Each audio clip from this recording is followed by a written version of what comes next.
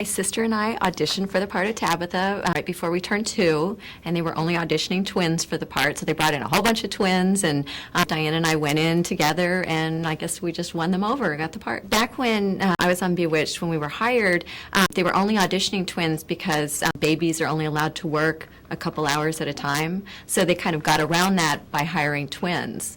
But what they actually did, since my sister and I are fraternal, Bill Asher, the producer, would say, okay, it's time to bring Diane on. And they would bring me over to the side, and they'd bring me back on again since we didn't look alike. So they hired twins, but they ended up using mostly me. Diane didn't really like the lights, so when they'd bring her on the set, she'd cry. And they said, as we got older, I looked a little bit more like Elizabeth.